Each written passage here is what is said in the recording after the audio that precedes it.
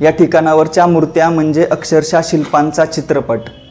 त्या अनोळखी कलाकारांच्या दृष्टीला, त्यांच्या प्रतिभेला, त्यांच्या प्रगल्भतेला सॅल्यूट करावासा वाटतो, दिल से सलाम करावासा वाटतो आणि मनात असंख्य प्रश्नांचे वादळ उठते।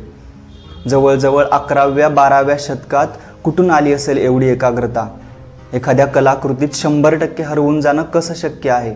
आणि म्हणूनच इथली शिल्प भग्न अवस्थेत असूनही बोलकी वाटतात। चला तर मग बघूयात हे अद्भुत अचंबित करणारे ठिकाण आतून कसे आहे आणि इथल्या मूर्त्या आपल्याशी काय बोलण्याचा प्रयत्न करतायत।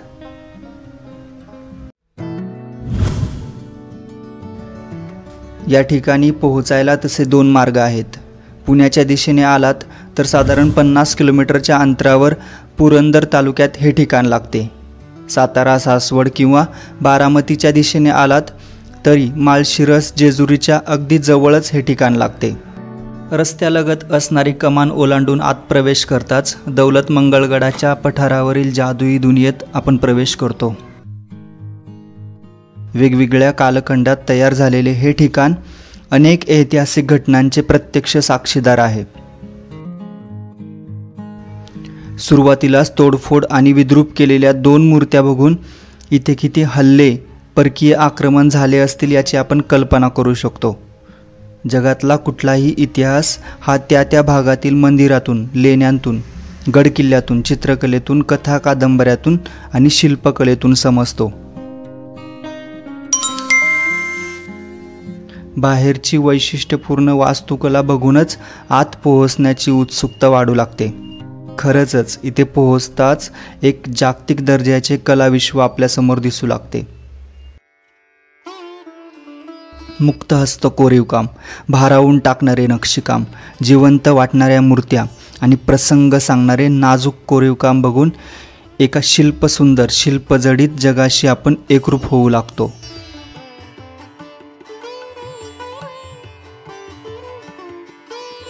बाहेर कितीही कडक ऊन असले तरी आतले वातावरण थंडगार आणि आल्हाददायक वाटते। पण अशातच या तोडफोड केलेल्या मूर्त्या बघून आपण खिन्न होतो। मुख्य बांधकाम 11व्या-12व्या शतकात झाले असले तरी याचे टप्पे वेगवेगळ्या कालखंडात बांधले गेले आहेत। त्यामुळेच इथे संमिश्र शैली बघायला मिळते। मूळ हेमाडपंथी रचना असलेल्या या ठिकाणाचा 2 वेळा जीर्णोद्धारही करण्यात आला आहे। त्यापैकी तुकडोजी होळकरांच्या मार्गदर्शनाखाली झालेला एक जीर्णोद्धार आहे आणि त्यामुळेच खाली दगडांचे आणि शिखर विटांच्या बांधकामात बघायला मिळते। पुरंदरच्या पूर्व टोकावर असणाऱ्या या ठिकाणाचा परिसर म्हणजे दौलत मंगळगड। इसवी सन 1634 मध्ये विजापूरचा सरदार मुरार जगदेव याने हा दौलत मंगळगड बांधला असे म्हणतात। त्यामुळे परिसरात जुन्या विहिरी, स्नानकुंड, जुने प्रवेशद्वार, बुरुज, तटबंदी अशा अनेक गोष्टी बघायला मिळतात। प्रत्येक नक्षीकाम खरं तर एखाद्या युगाची गोष्ट सांगत असते। या अतिप्राचीन ठिकाणाचा खरा इतिहास लुप्त होत चालला आहे।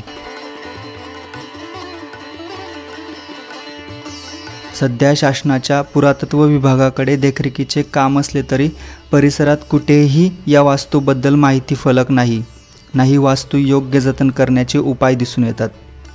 बघायला येणारी लोक मनाला वाटेल त्या शिल्पावर हळद कुंकू वाहत असतात आणि मनाला वाटेल त्या जागेवर चढून फोटो काढत असतात।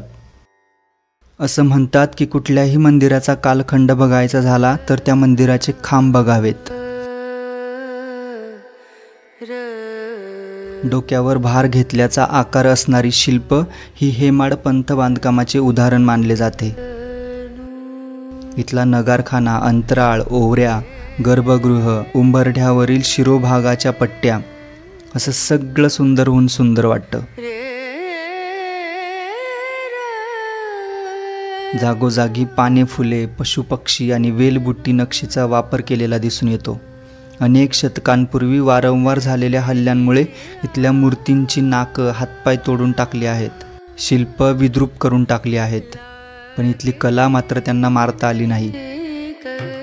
एवढ्या वर्षांचा काळ लोटला असला तरी ही वास्तू जिवंत वाटते आणि खरं तर आता इथल्या खऱ्या इतिहासावर प्रकाश पडणं गरजेचं आहे। नाहीतर इथे वाढत चाललेले अतिक्रमण आणि आख्यायिकांमुळे येणाऱ्या काळात कला, कलाकार, इतिहास आणि या वास्तूचे पावित्र्य दूर सरून खोट्या गोष्टींचा उदो सुरू होईल. हे सौंदर्य जागतिक दर्जाचे आहे. छन्नी हतोडीच्या एका घावात किती संयम, किती एकाग्रता आणि किती अचूकता असेल हे इथल्या छोट्या शिल्पांवरून समजते.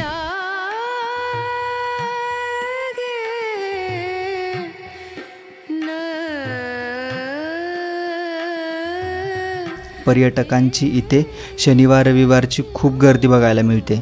इथे पार्किंगची देखील चांगली व्यवस्था आहे.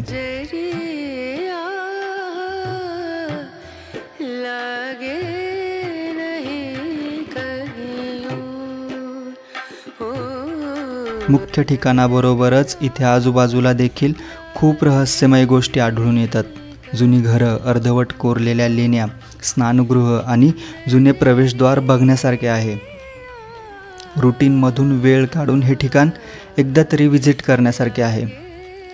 व्हिडिओ आवडला तर लाईक करा. व्हिडिओ लाईक केला तर व्हिडिओ तुमच्या लाईक केलेल्या व्हिडिओ लिस्टमध्ये सेव्ह राहील आणि भविष्यातही तुम्ही व्हिडिओ बघू शकता किंवा इतरांना दाखवू शकता. चॅनलवर नवीन असताल तर मोनोलॉगर कबीर हा आपला चॅनल आत्ताच सबस्क्राईब करा.